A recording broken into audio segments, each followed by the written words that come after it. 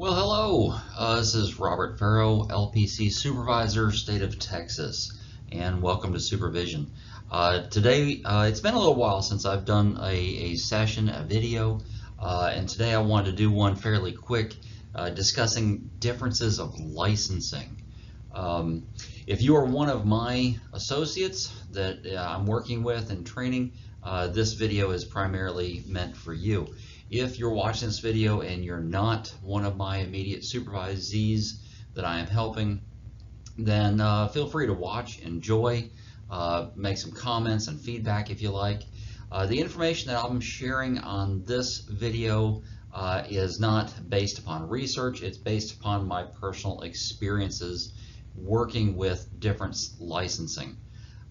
Just to give you a background, years ago, I was a EMT paramedic. I did that for about 10 years, and I had a lot of exposure to different medical areas of employment, basically, in the different fields.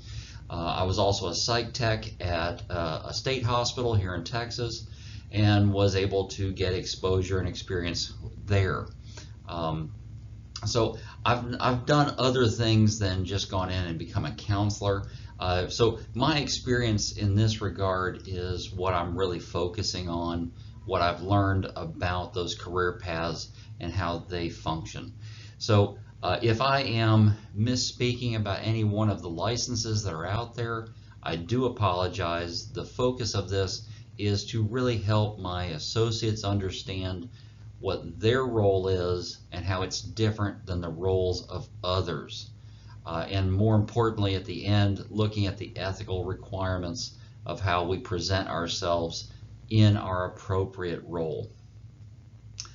You may notice my moving my hands. I've got a cup of coffee as usual, mainly because in Texas we've got some really amazing air allergies. So it's always good stuff in the air. Okay, so we're looking at differences of licensing. There's quite a few actually. We're going to be talking about psychiatry. We're going to be talking about physician's assistants and the nurse practitioner. We're going to look at psychologists, the differences between doctorate versus master's level. We're going to look at social workers. Now this is actually a big area to look at and discuss. There's clinical social workers, undergraduate, master social workers. There's doctorate level social workers. They cover a broad range. Then there's school counselors, as well as clinical mental health counselors. That would be the category that I fall under in Texas. We call it licensed professional counselor. Then there's also marriage and family therapists. And there's a couple specialty counselors that have a long history, and some of them have a short history, but they're extremely beneficial. We're going to look at them as well. Okay, so the psychiatrist, of course, you're going to recognize good old Sigmund here. He is pretty much the godfather of everybody in this realm of mental health. He was a neurologist in Austria and did a lot of the early work. Of course, his theories were titled the psychodynamic, and I'm not going to go into them right now, but we are looking at the primary focus of these guys is they are medical doctors. They went to medical school. They have a medical license. Their education, therefore, is very different.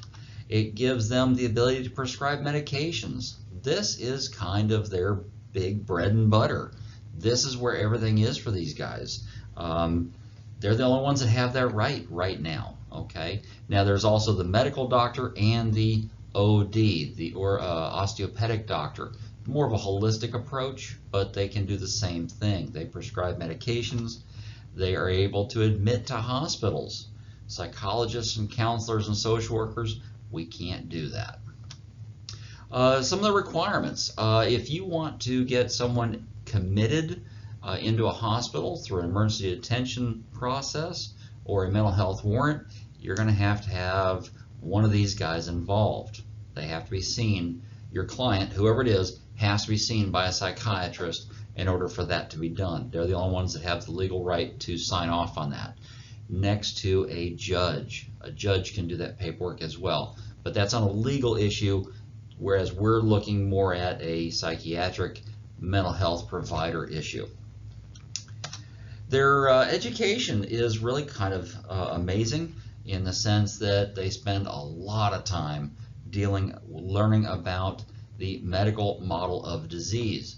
Their primary focus is going to be different than yours or mine, simply because they were taught how to think medically, how to look at things from a very physical, scientific aspect of the anatomy, the physiology. Are the organs working the way they're designed? And if not, why not? And once they discover the why not, then they have a medication or a surgical procedure, something that they can do that actually changes the outcome. Their primary training focus for counseling would be more the psychodynamic approach. Many of these guys are really good at it. And if you are working at one of the local psychiatric hospitals, and I've probably already had a face-to-face with you and explained, take advantage of asking these guys questions. Trust me, they have a lot of information in their head. They can share it with you. If you run into a case where you're not understanding why they gave a diagnosis the way they gave it, ask them. Most of them want to help you understand as a new clinician, because in the long run it makes you better and it helps their patients become healthier and better. Okay, so let's switch gears away from the medical school and the medical doctor. We're going to look now at the physician assistant and the nurse practitioner. Two interesting, and one very old license and one not so old. The nurse has been around almost longer, if not as long, as the social worker. That I'm not entirely sure of.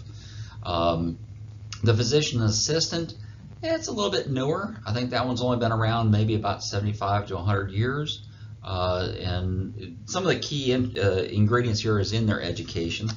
The focus there being the PA has the first 2 years of medical school, and then they go into field training. Financial wise, they don't make near as much as the MD, but they also don't have the same amount of liabilities. The RN, on the other hand, they can start off as an associate's degree registered nurse called an ADN. They can get their bachelor's degree in nursing called a BSN.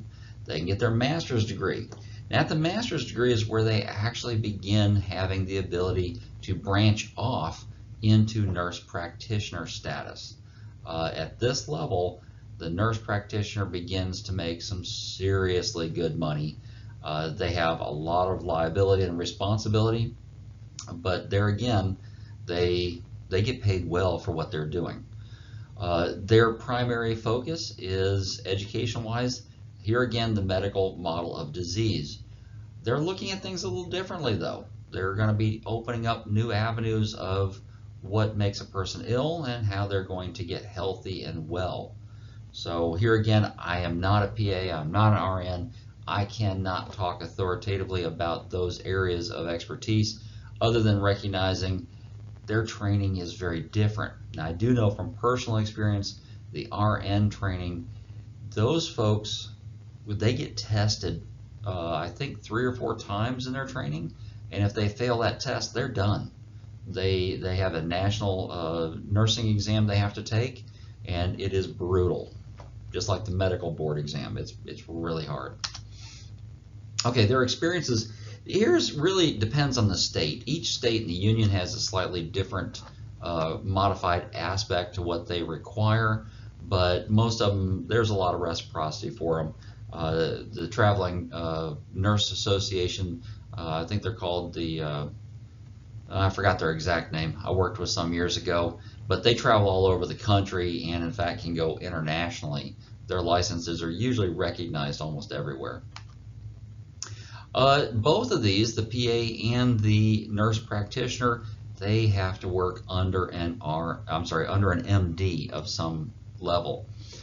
So you will often find physician's assistants, nurse practitioners in emergency rooms, as well as in psychiatry offices, as well as the operating room, the OR. You're going to find them everywhere. So wherever there's a specialty that MDs can go, there's a specialty for these guys as well. Their big element is just like the MD, they prescribe medications. That's, kind of going back to the medical idea. They are prescribers. Okay, so let's look at the psychologist for a moment. This one here is where we're starting to branch off in a little bit different area. In order to be a psychologist, they have to have their doctorate or at least a master's degree. The doctoral degree would be a PhD, a PsyD, or an EDD, the educational degree in Doctor of Education. There are a lot of diversity here. You can get everything from clinical psychology through non-clinical psychology. Just because a person has a PhD in psychology does not mean that they can do clinical counseling work. In fact, many of them don't. In order to get the clinical side, they have to do what you're doing, which is to put in some time and get supervision and training in order to be considered clinical. So just because they've got the degree does not automatically mean they can go out and do counseling. They have to go through extra training for that. Also, an important aspect here, psychologists, now that we're past the medical model, everybody else cannot prescribe medications yet. There has been a lot of discussion and some debate in the legal realms about psychologists earning the right to give out prescription medications. I personally don't think that's ever really going to happen, mainly because of the amount of education that goes into understanding the chemistry of giving out medications. It is really dangerous stuff. And so if I was a psychologist, I don't know how I would want to do that, because that opens up a whole world of liability. The primary focus of psychology in the clinical world is doing testing. That would be IQ testing, intellectual testing, emotional testing, personality testing. Now, if you want to get into some very interesting research, look at the forensic side of psychology.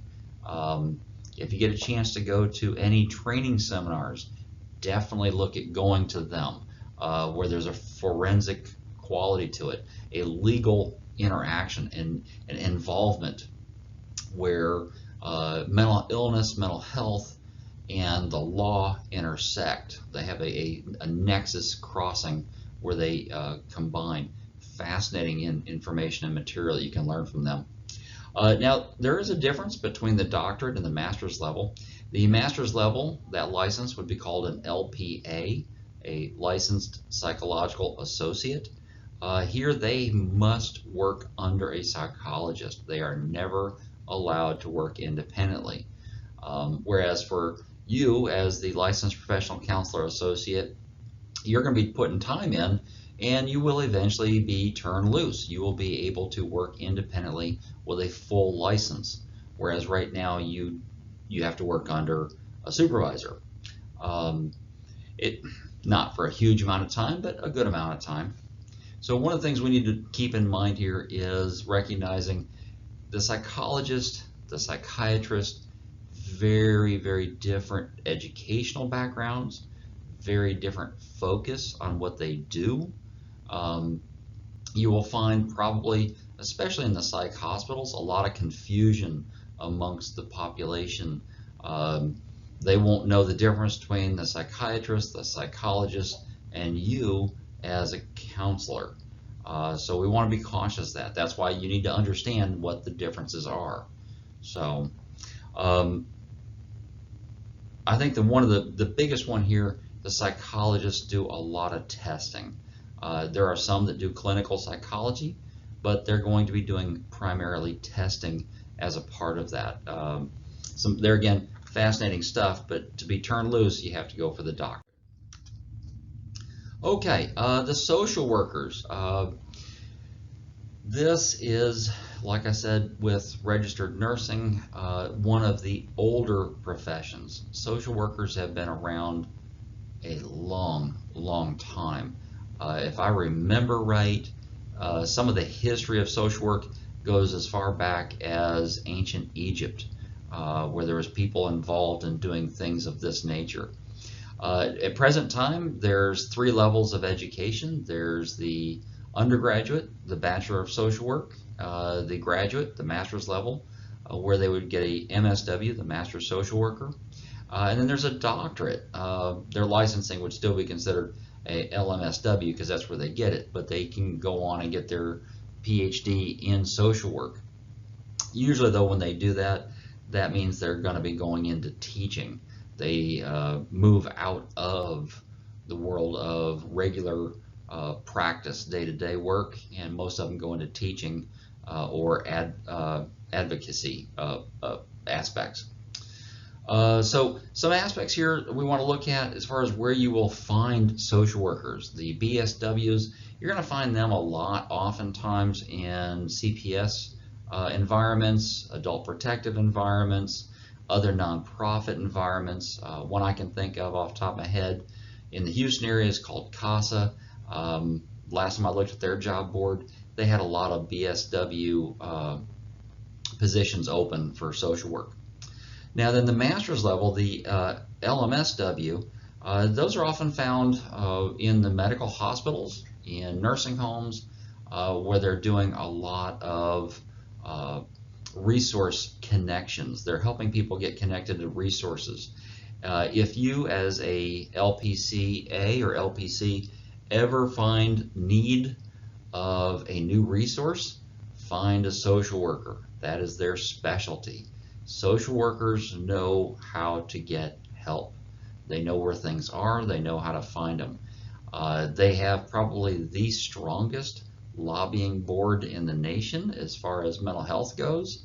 Now, I didn't put on the PowerPoint there, but the biopsychosocial that we use, guess where we got it? Yep, we got it from social workers. That is their baby. They created it. Now, we've adopted it and used it for our own needs because it is extremely effective and really well done.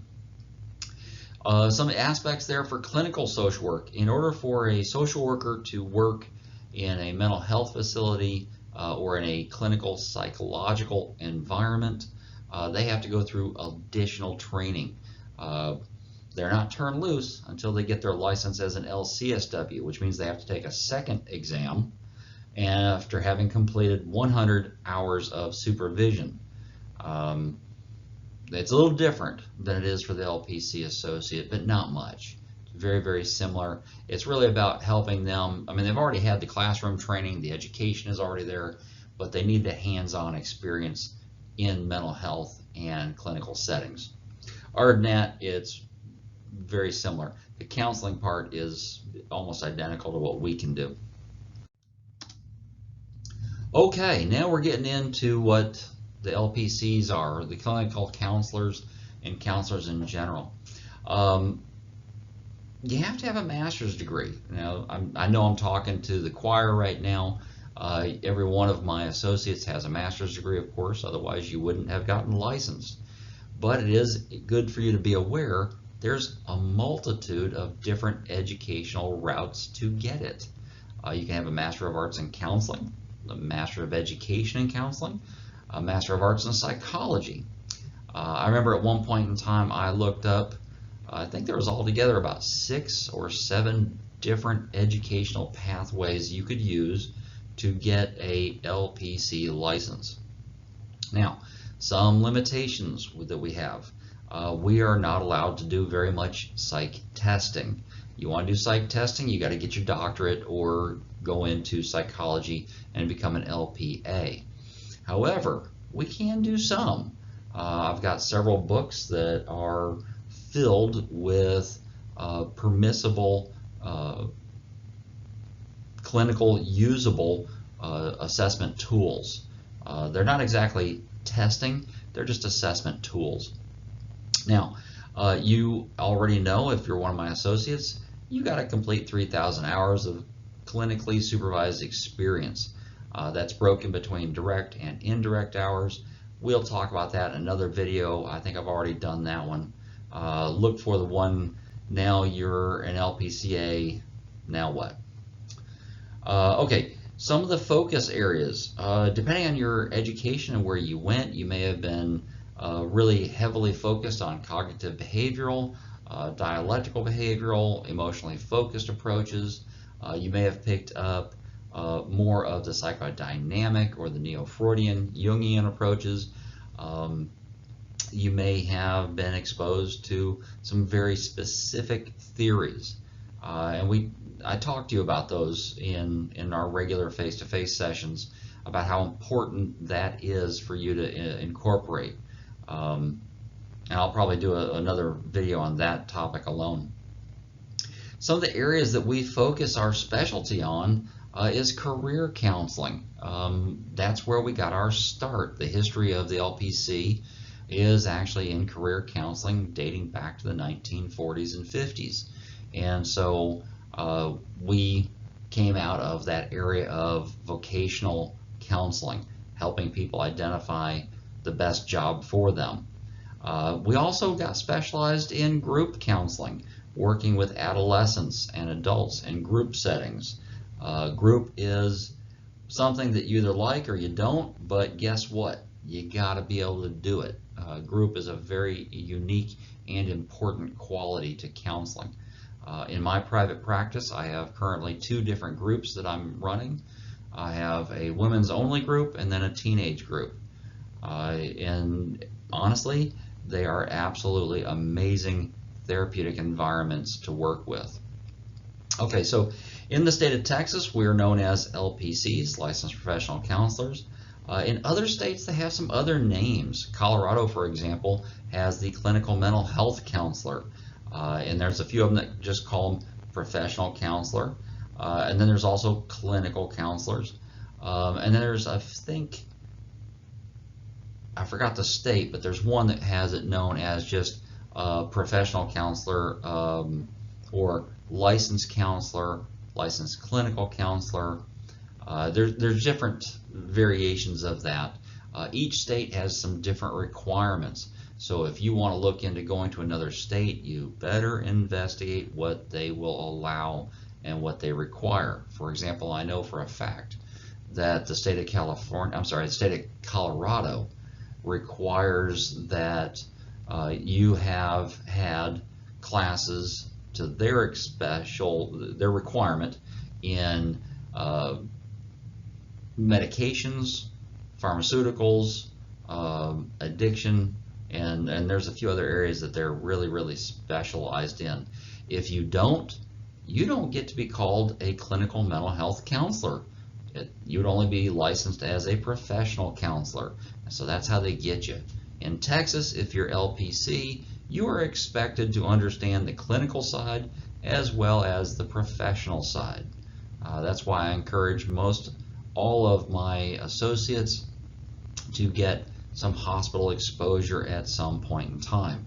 They need that. Trust me, guys, you need to be able to go into the hospital at the psych facility and see and hear and smell the environment and working with people that are in active psychotic crisis. It really makes a difference on how your counseling evolves and how you develop as a counselor. Okay. Another layer, school counselor. Now this one here is kind of unique. This one is also a master's degree in counseling. However, every state's a little different. Some states only require 36 hours of training. I have heard that there was one state that only required 32 or up to 42 hours, depending on what state you're in. Now, this school counselor degree does not always allow for a license. In the state of Texas, you can be a school counselor and not be a licensed professional counselor. They require a little bit more. The focus here is on education and child and teen issues, child and teen developmental aspects, understanding the educational system and how it interacts with the child and their family, how to help the child navigate through the educational system and succeed. Like I said, their aspects are career path and scheduling. They really want their students to succeed, and that also includes recognizing when they have mental illness and how to spot it. One of the strong points of the school counselor is in that early recognition and then connecting them to other resources. Frankly speaking, I know several school counselors, and they've all told me the same thing. There's very little time in the day to spend a lot of it doing one-on-one group counseling or session individual counseling. When you consider that the average, let's go with the average junior high of 3 grades, 6, 7, and 8, has close to anywhere from 5 to 1,500 students in this region. One school counselor can't keep up. There's just no way. They are overworked exceedingly. Now their focusing in their work settings are a little bit different.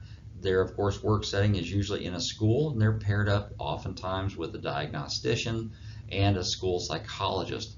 Now the school psychologist is a unique one. I didn't put that in the psychology category. In the state of Texas, there is the LSSP, licensing of school specialty psychology. It's a master's level license, and they are able to work independently, but only in the school setting. Once they get their doctorate in school psychology, they are also able to do clinical psychology as well. But they have to, there's a couple things they have to do in that. I don't exactly know what they are. All right, so we've got some other aspects here, marriage and family therapists. This one is one of the newer ones. This one's only been really around for maybe 40, 50 years, if I remember right. Their education is at the master's and the doctoral level. Their primary theoretical difference is in their use of Bowen or Gottman method. These are great systematic theories of how couples and families work. My knowledge of those are limited to what I got in school, but at the same time I can say many LMFTs, licensed marriage family therapists, are also able to get their licensed professional counselor. Many of them do it. They don't have to, but they can.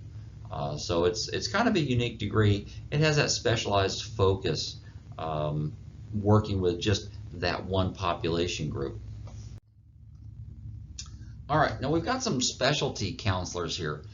There's the chemical dependency counselor. In Texas, they're now called the Licensed Chemical Dependency Counselor, the LCDC. Years ago, when I first entered into the field as a psych tech, and then just before I became a counselor, they were known as CADAC, Certified Alcohol and Drug Counselor. That was before they had the licensing. It was just a certification. Their training is unique and specialized to chemical dependency, chemical addictions. Oftentimes trauma is involved in those, but at the same time, they can only focus their counseling approaches on how to stay clean and sober, and then dealing with trauma and other life issues as it pertains to chemical dependency. That's the one caveat that they've got. Now there are a lot of LPCs who also pick up the LCDC. There's a lot of social workers that pick up the LCDC license as well. It gives them a little more specialized area and ability of knowledge. Now there's two others here that I've listed. That's the sex therapist and the forensic counselor. This one's kind of unique. In order to get those classifications, there's separate certification and licensing. You have to, first of all, be a licensed mental health provider of some type.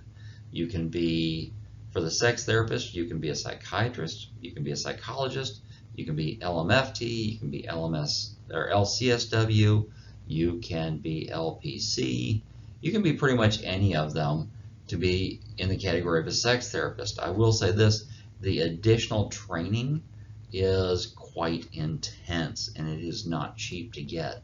So if you want to go that route, be prepared for a lot of work. It's a very profound area of specialty.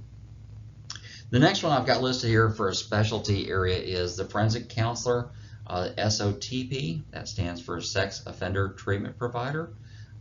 This one is in addition to other licensing. In some states, it's a certification.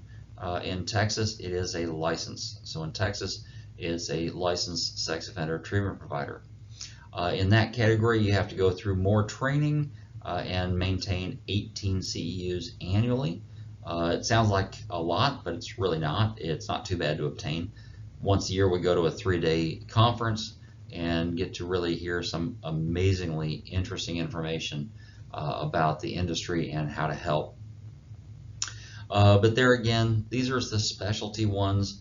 Only the LCDC can function independently once they obtain their full licensing, because they have their own unique licensing. The sex therapist functions independently after they've completed all of their training, and there are a couple schools that you can go through for that. The SOTP, there again, there's a couple training facilities you can go through to get that.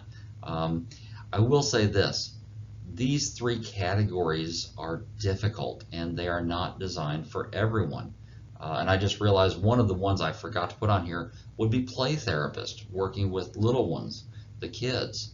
That training is also uniquely specialized to work with that population group because the requirements are so uniquely different. But in any case, so there's some specialties that you can look into after you've completed your LPC associate status, but it is important to be able to recognize all of these. So the real question is, why is that important? Well, let's talk for a moment about the ethical practice guidelines. The Texas Administrative Code is very clear, and if you're one of my associates, I have given you a copy of the Texas Administrative Code, and I have instructed you to read it. You need to know it. Number 1, you must not present yourself as anything other than your actual license. I have to correct people almost on a daily basis. I personally am finishing a doctorate in counseling, and so a lot of folks want to call me doctor now, and I'm like, I'm not a doctor. I am not a medical degree. I don't see it as such. There's too easy of a confusion where patients will say, my doctor is Dr. So-and-so. Be very cautious. We are also instructed in the Texas Administrative Code to correct our clients and others if they assume we are something that we are not. Now, I personally have witnessed LPCs who have a doctorate in various psychological and mental health degrees walk into a client and say, hi, I am so-and-so, I am your doctor. As a supervisor, I advised them that was probably not the smartest move that they could make, because that implies that you're a medical doctor. You don't want to do that. Here again, how you present yourself, very important to the profession. Okay, like I said in the beginning, a lot of what I covered today is not based upon research that I've done, but it's based upon personal experience. And I'm sharing that with my associates now just to help them understand the differences of what the licensing is compared to what theirs is, and to make sure that they understand that you cannot present yourself as something that you're not.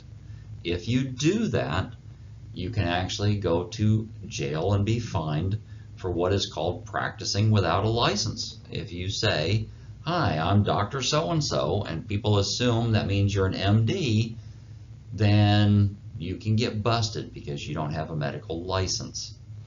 And so you want to be real careful on how you present yourself, all right?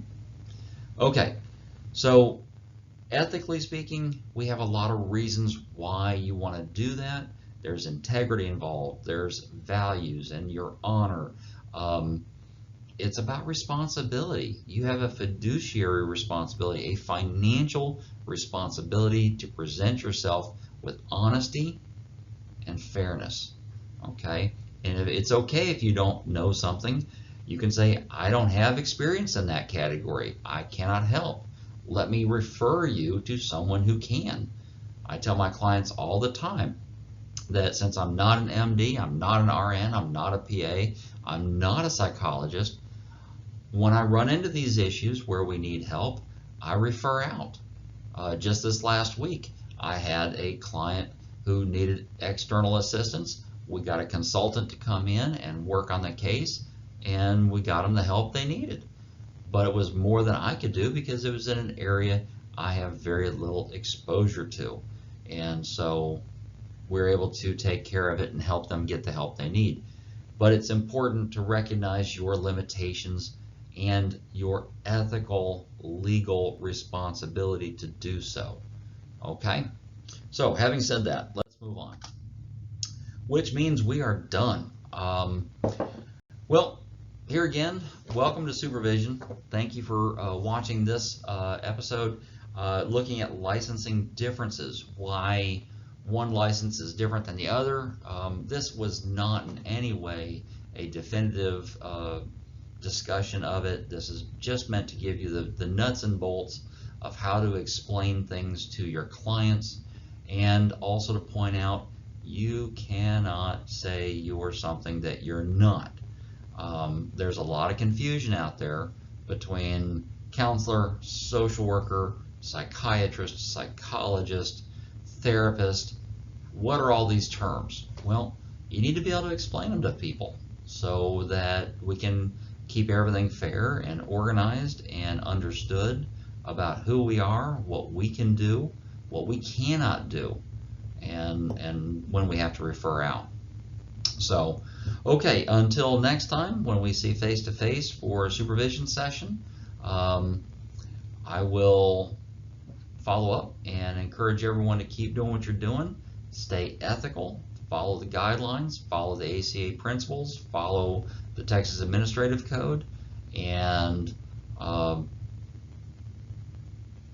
take care of yourself as well. This is really a part of taking care of yourself, recognizing where you fit into the mental health teamwork approach, because it takes a lot of us to help people out. No one individual can do it all. So until we meet again, take care.